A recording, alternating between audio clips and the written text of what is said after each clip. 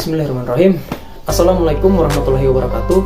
Puji syukur kehadirat Allah Subhanahu wa Ta'ala yang telah memberikan rahmat dan hidayahnya sehingga saya dapat membuat video ini dengan tujuan untuk memenuhi tugas yang telah diberikan oleh dosen dengan mata kuliah teknologi sepeda motor. Ya, langsung saja perkenalkan, nama saya Fandi Banti, angkatan 2021, program studi pendidikan teknik mesin, jurusan teknik industri, fakultas teknik yang berada di Universitas Negeri Gorontalo. Di video kali ini saya akan menjelaskan mekanisme katup pada sepeda motor. Nah, katup ini biasa kita sebut dengan klep.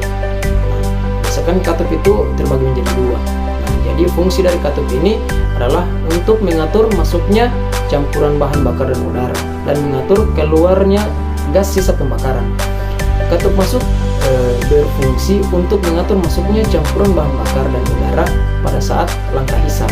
Nah, di langkah hisap ini posisi katup masuk akan terbuka sedangkan posisi katup buang akan tertutup rapat. Sedangkan katup buang sendiri berfungsi untuk mengatur keluarnya gas dan sisa pembakaran, gas sisa pembakaran pada saat langkah buang.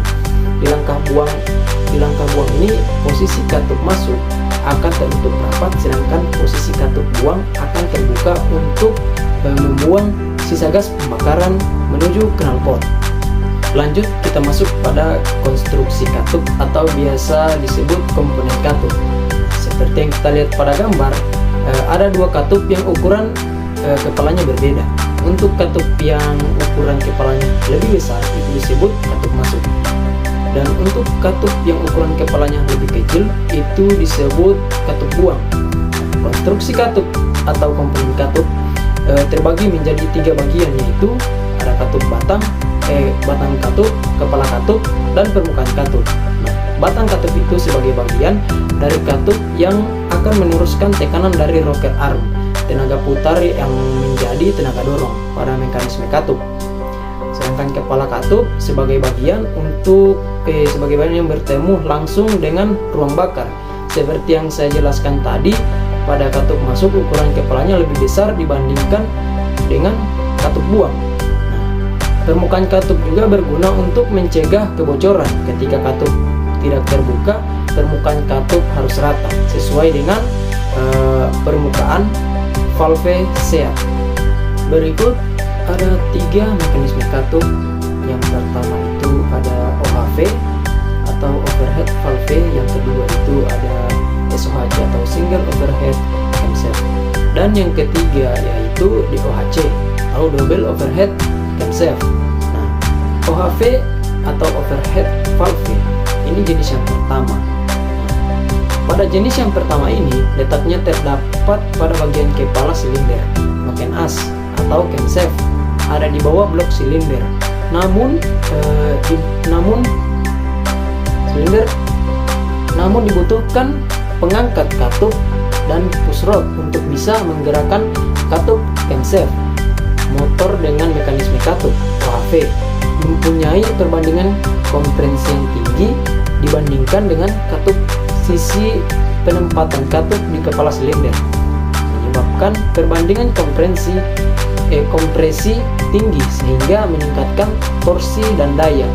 Jadi dari camshaft berputar menggerakkan pushrod, lalu pushrod tersebut mendorong atau menggerakkan rocker arm. Sistem ini rata-rata digunakan pada mesin yang kecil, mesin yang mengharuskan berdimensi kecil tapi kapasitasnya mesin besar, seperti mesin pemotong rumput dan mesin pompa air.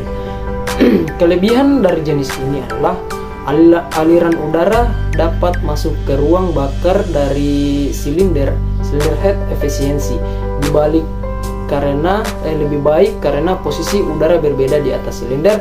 Tekanan hasil pembakaran dapat mendorong piston dengan optimal, lebih tahan dalam jangka waktu pemakaian yang lama dan lebih kuat dan awet. Serta kelemahan dari OHV sendiri, puncak putaran mesin sangat rendah, hanya bisa memakai dua katup silinder, berbentuk mesin yang lebih besar dan lebih boros. kita masuk pada mekanisme katup yang kedua, yaitu SOHC atau Single Overhead Camshaft.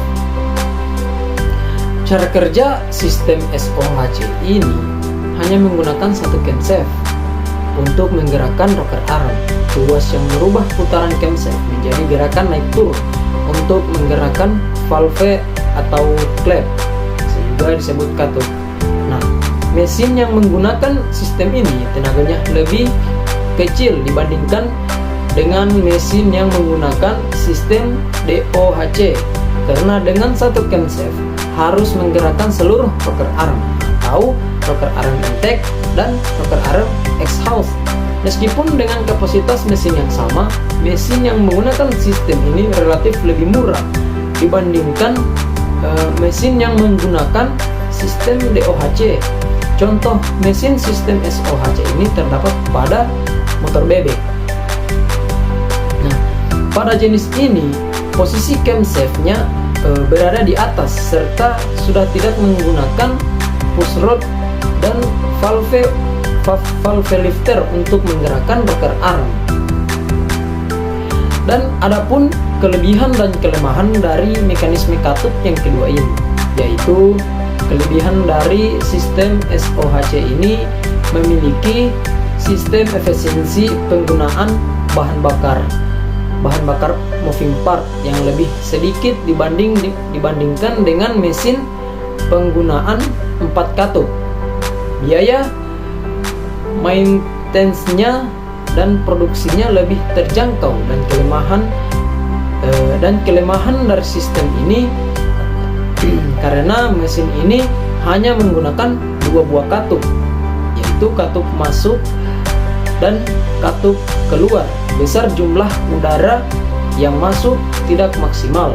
Hal ini menyebabkan tenaga dan putaran mesin yang dihasilkan memiliki titik puncak yang lebih rendah daripada mesin dengan sistem katup DOHC. Namun sistem SOHC ini bisa dimodifikasi menjadi 4 katup. Modifikasi lain SOHC yaitu membuatnya menjadi 4 katup, perubahan pada rocker arm menjadi bercabang, membuat mesin SOHC menggunakan 2 katup masuk dan 2 katup buang. Mesin ini mampu menghasilkan tenaga yang sama dengan DOHC untuk penggunaan harian, namun dengan bertambahnya jumlah katup membuat konsumsi BBM dan power yang dihasilkan pada putaran rendah menjadi kurang efisien dibanding dengan penggunaan 2 katup. Di samping itu, penggunaan rocker arm membuat mesin ini tidak mampu mencapai RPM yang maksimal yang sama seperti DOHC di ajang kompetitif.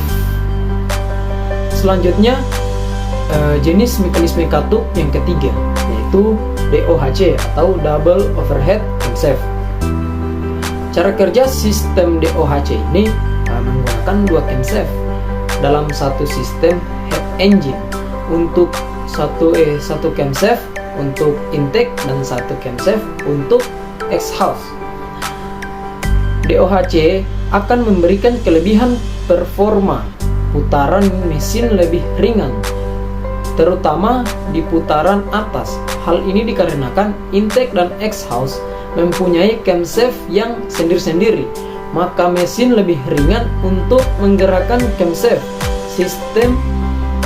Sistem ini memberikan keuntungan mesin DOHC akan bertenaga lebih besar. Hal ini karena tenaga yang keluar dari camshaft tidak terbuang banyak untuk menggerakkan camshaft. Kekurangan mesin ini adalah biaya yang lebih mahal daripada yang lain karena konstruksi head engine akan lebih besar. Contohnya, penggunaan mesin sistem DOHC adalah pada motor Suzuki Satria FU keluaran terbaru. Adapun kelebihan dan kelemahan, yaitu kelebihan sistem ini tidak adanya komponen rocker arm membuat respon klep atau katup lebih maksimal. Kedua aspek inilah yang memberikan mesin DOHC memiliki torsi dan RPM puncak yang lebih tinggi dan konsumsi BBM yang lebih efisien pada putaran menengah ke atas dibandingkan dengan mesin yang menggunakan satu katup.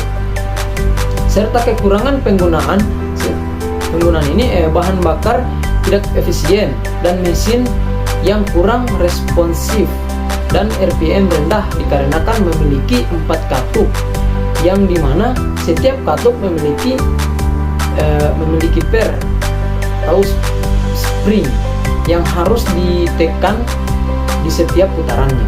Ditambah komponen-komponen lain seperti 2 camshaft beserta gear dan yang menyebabkan lebih banyak terjadinya gaya gesek dan hal ini menghasilkan kebutuhan daya yang lebih tinggi untuk menyelesaikan setiap siklus DOHC ini. Jadi itulah tadi penjelasan dari mekanisme katup atau biasa kita sebut klep. Jadi saya simpulkan adalah jenis OHV masih menggunakan push rod dan valve lifter untuk menggerakkan rocker arm, dan jenis mekanisme katup ini hanya terdapat pada pemotongan mesin potong mesin rumput dan pompa air. Dan untuk jenis mekanisme katup yang kedua itu masih itu sudah tidak ada menggunakan push rod untuk menggerakkan rocker arm, serta posisi camshaftnya berada di atas dan bersentuhan langsung dengan rocker arm. Jenis mekanisme ini hanya terdapat pada motor bebek. Serta jenis SOHC ini juga terdapat dan bisa dimodifikasi menjadi 4 katup. Namun dengan bertambahnya jumlah katup membuat konsumsi BBM dan power yang dihasilkan pada putaran rendah kurang efisien dibandingkan dengan penggunaan 2 katup saja. Serta jenis mekanisme katup yang ketiga yaitu mekanisme katup DOHC atau double overhead camshaft. Nah, jenis ini sudah memiliki 2 camshaft, yang satu untuk camshaft intake dan yang satu untuk camshaft exhaust. Dan jenis ini terdapat pada mesin motor Satria FU keluaran terbaru. Nah, jadi itulah tadi penjelasan tentang mekanisme katup. Sekian dari saya. Ihdinas siratal mustaqim. Assalamualaikum warahmatullahi wabarakatuh.